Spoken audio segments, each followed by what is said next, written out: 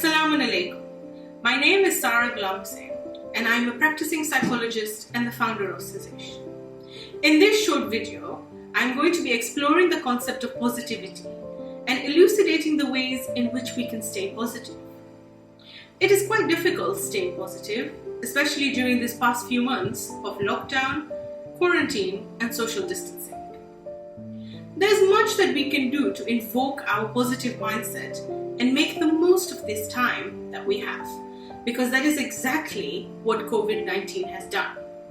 It has given us the time and the space in which we can either choose to be frustrated and let it get the better of us, or we can choose to rise to the occasion and make something good come out of it. The idea of being positive is not the same as being optimistic, although optimism is a part of positivity.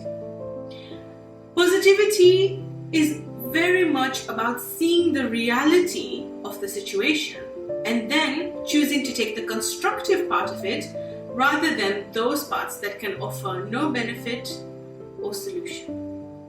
For example, take our current situation. Stuck at home in lockdown, struggling to provide for our family, facing mental health difficulties. Our reality has changed. In this reality, we can choose to mope or complain about it, or we can choose to lose hope and give in to those insecure and anxious thoughts in our mind. We can choose to channel our anger and frustration to our families and loved ones. We can choose to do any of these things, but would it offer us a benefit? Is it going to solve anything? Applying a positive mindset, on the other hand, would mean fighting and challenging those intrusive thoughts. It would mean sticking hard to hope, and it would mean having full faith and reliance on Allah subhanahu wa ta'ala. In other words, tawakkul. We have to trust that He has a plan and that He is the best of planners. Having a positive mindset would mean continuing to work hard, making the most of what you have in these circumstances, and remembering that what you think and what you do is ultimately your choice. Bearing this in mind, here are a few tips on staying positive that we can all try to inculcate in our lives. First one, limit your time on social media. I know that some of you may say that there is little else to do, but staying online has a way of giving us a lot of information, and this information overload can cause us to experience anxiety, despair, hopelessness, and maybe even anger at the world and its unfolding circumstances. Instead, find a middle ground. Decide to spend about 30 to 45 minutes on social media and then spend the rest of your time doing something fun and creative. Tap into your adventurous and explorative side and start working on a quarantine-safe project.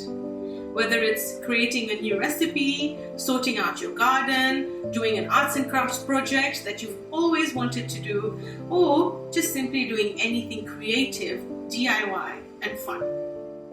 Number 2, use your time. You can start an online course. Limiting your time on social media doesn't mean limiting your time on other parts of the internet. The aim of this is to keep your mind busy and filled with purpose, because that can help you stay positive rather than dwelling and overthinking on other thoughts. So, look for an online course on a topic that interests you. There are so many institutions, even Islamic institutions, that are offering free courses right now. So take advantage of this and make sure to keep your free time as productive as possible. Number 3, look after yourself. This is the most important point. I cannot stress this enough. When life was busy, you may not have had time to take care of yourself. But now, there is so much time and space to think about your needs, reflect on you, and pamper yourself. You can take a long and revitalizing bath, or you can start a reflective journal.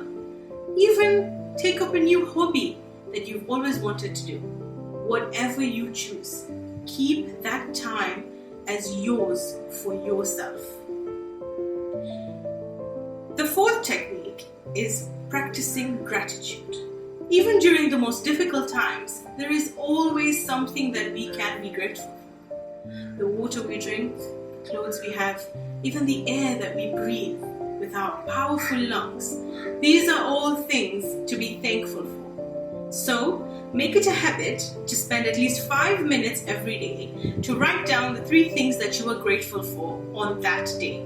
It can be anything, and you can even repeat it as the days go along. But focus your mind and your energy on these things and let that feeling of gratitude wash over you. Remember that all of these things that you are grateful for are coming from Allah subhanahu wa ta'ala. Do this and then observe how it changes your mindset and nurtures positivity. Now, these are just a few of the examples that you can do to stay positive, but there is so much that we can do. All it takes is little effort and a strong intention.